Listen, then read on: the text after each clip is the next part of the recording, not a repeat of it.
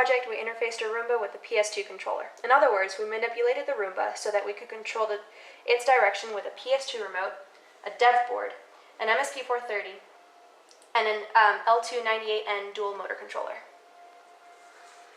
To start off with what everything does, we have our L298N here, which is controlling the power in from the Roomba battery.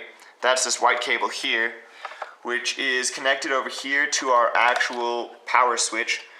When you flip this switch, power goes to the board here, which this board is supplying voltage to all the other components, allowing them to work. Our PS2 receiver is here. It's got four lines in that go to the MSP430, and those all control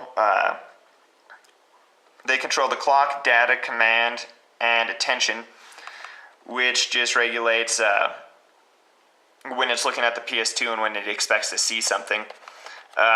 Depending on those inputs, we have 4 wires here connected to the bottom that are all running to the L298N as inputs, all right here, this little group of wires. And those inputs determine what the L298 will output to your motors, which this is the control for motor A, and this is the control of motor B, and both of those wires come from a little motor that looks like this on the side.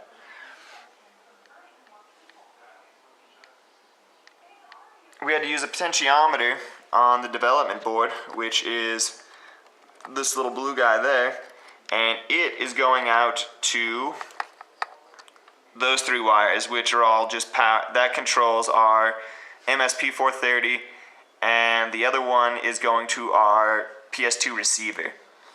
And we had to mess with the voltage a little bit, and 3.81 volts is what ended up working for us. But that's the gist of all the components and what they're doing in our project. These 6 wires coming out of the receiver are the data, command, attention, clock, power, and ground wires. The first 4 wires that I mentioned are connected to the MSP430, which then controls the inputs and outputs to and from the receiver, which then communicates back to the controller.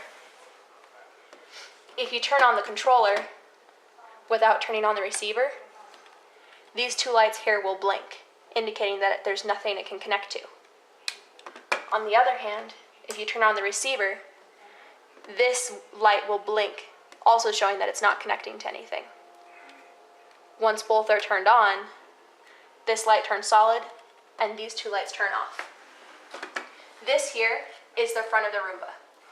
And in our project, we decided to have X be forward, circle be backwards, L1 be left turn, and R1 be right turn. The steps of how to debug and determine the output of each button press are listed in our report. The basic explanation of how we went about this debug process was we hooked up the receiver and the MSP430 here up to our laptop. Once we verified that connection was made between the PS2 controller and the said receiver, we would check and see what the outputs looked like of the last 2 bytes of information sent from the PS2 controller. The last 2 bytes are what contains all the button data for what is pushed and unpushed. Typically, all these appear as 1s, which means unpushed. If it is pushed, it'll go to a 0, which will change it from an FF to, say, DF or EF or something, just to where we could figure out which button was pushed. We'd hold down one of the buttons until it hit the break point, and we could verify that that was what was being sent, and then we would tie that to the output. And because once we knew what inputs were coming in or out in the code, we were able to tell it to set motors A and B, high, low, or any variation in order to achieve whatever commands we gave it: forwards, backwards, left turn, and right turn. And that's the gist of how we went about interfacing the whole Roomba to the PS2 controller.